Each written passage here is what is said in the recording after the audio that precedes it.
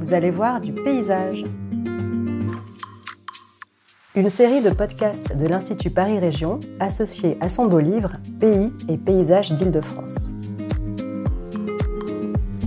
Chaque semaine, un expert de l'Institut Paris Région vous fait découvrir une des nombreuses pépites des paysages d'Île-de-France. Aujourd'hui, Laurent Perrin, architecte et urbaniste, vous emmène à la découverte de l'Axe majeur, une œuvre paysagère marquante du Pays d'Oise.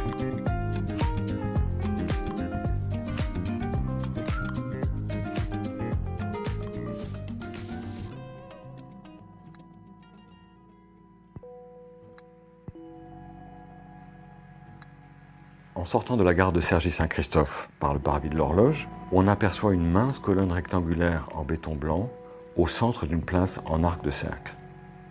Qu'est-ce donc que cet obélisque légèrement incliné vers l'Oise, qui vous toise du haut de ses 36 mètres? C'est en fait une tour belvédère, accessible par un escalier intérieur, qui projette un rayon laser jusqu'à l'entrée sud-est de Cergy-Pontoise, en direction d'autres tours, celle de la Défense et au-delà, la tour Eiffel, à 28 km de distance. Il s'agit là du point de départ de l'Axe majeur de Cergy-Pontoise, une œuvre d'art urbain que l'on doit à l'artiste israélien Dani Karavan, hélas disparu en 2021, ainsi qu'à la volonté tenace de deux urbanistes en chef de la ville nouvelle, Bertrand Barnier et Michel Jahouen. Ce belvédère constitue la première station d'un itinéraire linéaire dans l'espace qui compte une douzaine de jalons, un itinéraire visuel et sensoriel de 3 km 200 qui structure la composition urbaine de Cergy-Pontoise et la met en relation avec sa métropole, Paris.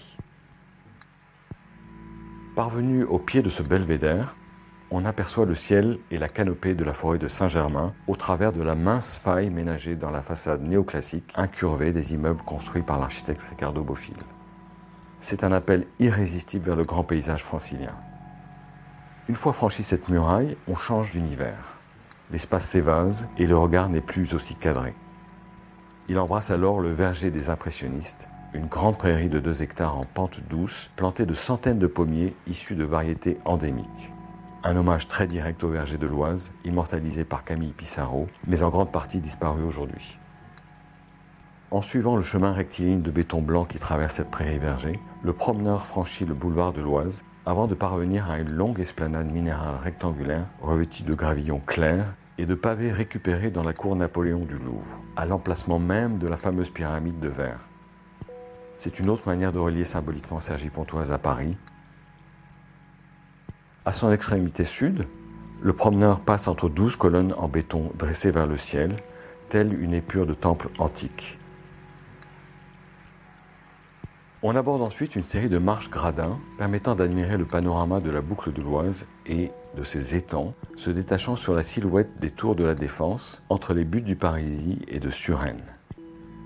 L'Axe majeur nous offre là son motif paysager le plus riche et le plus spectaculaire. En poursuivant la descente beaucoup plus raide du coteau, on parvient à la 5e station, le Jardin des droits de l'homme, ou Jardin Pierre Mendès France, dernière étape avant de fouler le lit majeur de l'Oise.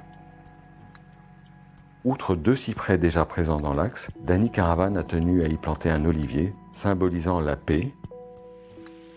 Traversant ce jardin, le chemin de béton blanc, strié, s'est adapté à la déclivité naturelle du terrain, devenant tantôt escalier, tantôt rampe inclinée. Au bout de ce jardin, l'axe se dédouble verticalement.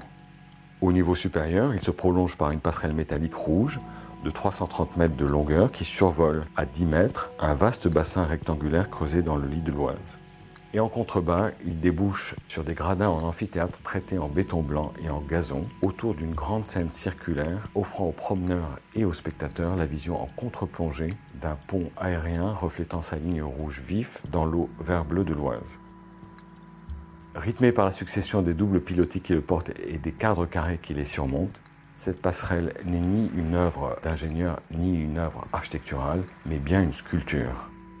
Sa construction a été une prouesse technique.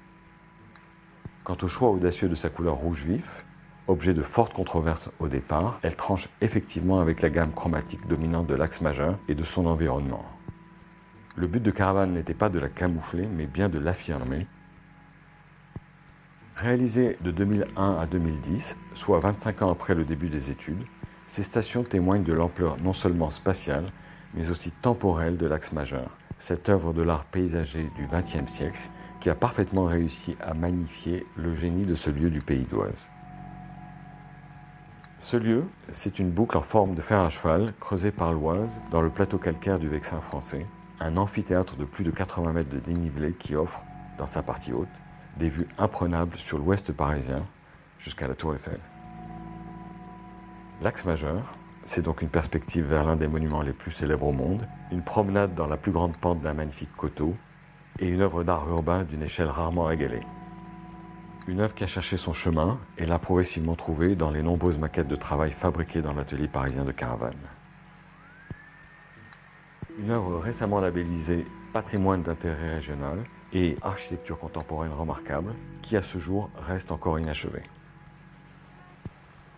11e station de l'axe majeur, l'île astronomique attend en effet son jardin.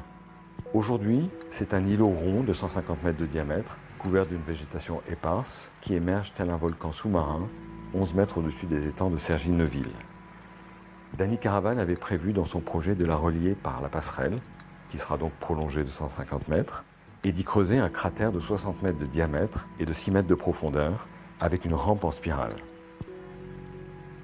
Cette île astronomique est conçue comme un lieu de méditation coupé du monde, avec le ciel comme seul horizon.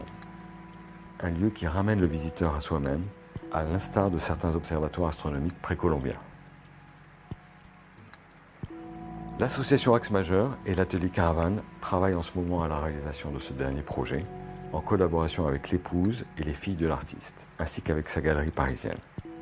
Sa mise en œuvre pourra commencer dès que les financements auront été obtenus. Et quant à la 12e et dernière station, encore virtuelle à ce jour, il s'agit du carrefour de Ham. Point d'arrêt du laser, situé à l'entrée sud-est de l'agglomération depuis la confluence de la Seine, ce lieu offre une vue panoramique exceptionnelle sur l'ensemble de la boucle de l'Oise, sur ses coteaux et sur les quartiers de Cergy-Pontoise. Il est hélas aujourd'hui difficilement accessible, car entouré par un nœud routier.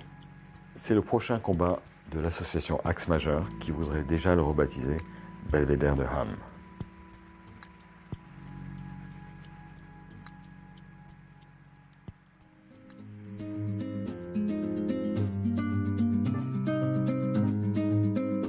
Retrouvez tous nos podcasts sur le site de l'Institut, institutparisregion.fr.